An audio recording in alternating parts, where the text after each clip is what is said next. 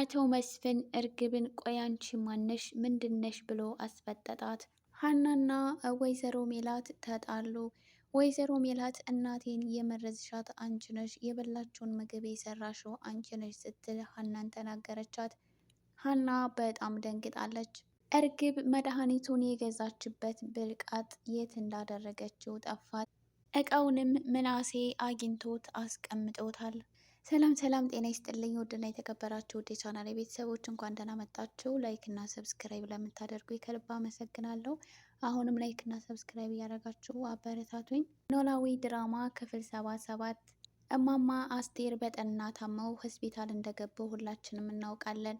እርግብ እንግዲህ ቤት ሊገዛላት ወይዘሮ ሜላት ወስና ነበር። ነገር ግን ደግሞ ሁሉም ቤተሰቡ በዚህ ሀሳብ ስላልተስማማ ከዚያም አልፎ ደግሞ እማማ አስቴር ይህን ነገር ካደረግሽ አንቺ ልጅ አይደለሽም ብለው ወይዘሮ ሜላትን ከፍ ዝቅ እያደረጉ ሲናገሯት ሰምታ ነበር።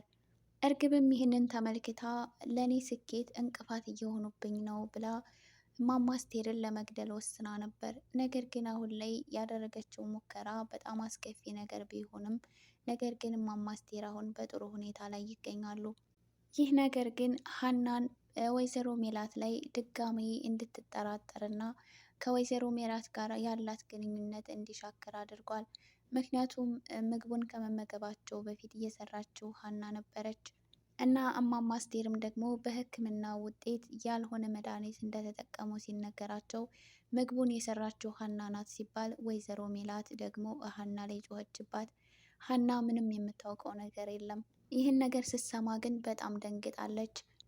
ግን ደግሞ ደስ የሚለው ነገር የእርግብ መድኃኒቱን ካደረገች በኋላ የመድኃኒቱን መያዣ አስቀምጠው ስለነበረ በዛ ቅጽበት ደግሞ ምናሴ ያንን ብልቃጡን አግኝቶት ነበር። ወይዘሮ ሜላት ሀናን ከፍ ዝቅ እያደረገች ስትናገራት አቶ መስፍን እንደዚሁም ምናሴ ደግሞ ምን እየሆንሽ ነው? ሀና እንደዚህ እንደማታደርግ እኮ አንቺም እኛም በደንብ ጠንቅቀን እናውቃለን እና ለምንድን ነው ሀናን በማታውቂው ነገር እንደዚህ የምትናገሪያት? ብለው ወይዘሮ ሜላትን ይናገሯታል። ወይዘሮ ሜላት ግን አንድ ነገር ላይ ድርቅ ካለች ድርቅ ነውና ምግቡን የሰራችው እሷ ከሆነች እኛም ደግሞ ቤት ውስጥ አልነበርንም፣ ሀና ብቻ ነበረች ቤት ውስጥ የነበረችው እና ይህን ነገር ማን ሊያደርገው ይችላል ብላ ወይዘሮ ሜላት ትናገራለች። ሀንዬም በወይዘሮ ሜላት ንግግር ብትናደድም ነገር ግን ደግሞ ነገሩ በጣም አስገርሟታል።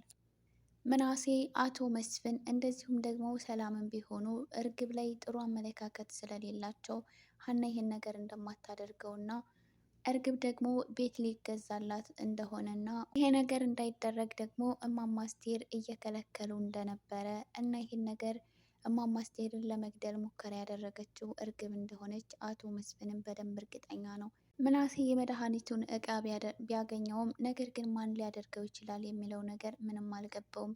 እርግብም ደግሞ እንዴት እንደዚህ የግድያ ሙከራ ልታደርግ ትችላለች?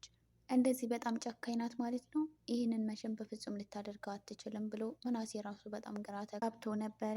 አቶ መስፍን ግን ከዚህ በላይ ነገሮችን መታገስ አይኖርብኝም ብሎ ተናገረ። ምክንያቱም ባለፈው ድንብላልን እጇን የሆነ ሰው እንደቆረጣትና የሆነ ሰው እንዳስፈራራት በጣም እርግጠኛ ነኝ። አሁን ደግሞ እንደዚህ ተፈጠረ።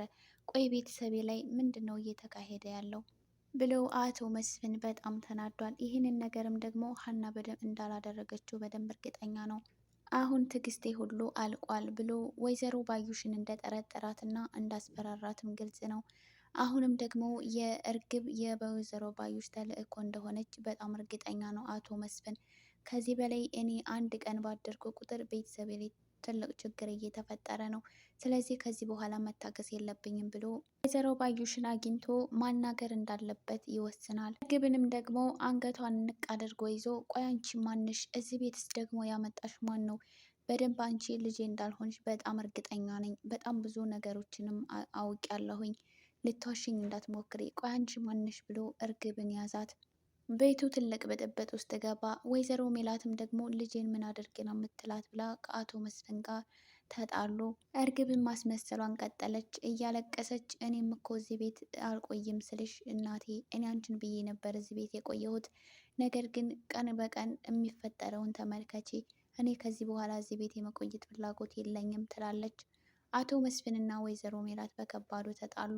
ምናሴ እንደዚሁ ሰላምም ደግሞ ምን ማድረግ እንዳለባቸው በጣም ግራ ተጋብተዋል። እማማ አስቴር ጥሩ ሁኔታ ላይ ቢሆኑም ነገር ግን ደግሞ ምንም ነገር አለማድረግ በመቻላቸው በጣም አዝነዋል።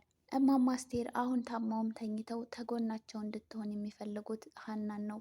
ወይዘሮ ሜላት ደግሞ ምግቡን የሰራችው ሀና ስለሆነች ሀና እዚህ ቤት ድጋሚ እንድትመጣ አልፈልግም፣ እኔ ብዙ ነገሮችን ታግሻታለሁኝ፣ ከዚህ በኋላ ግን ልታገሳት አልችልም ብላ ሀና ላይ ጮኻባታለች።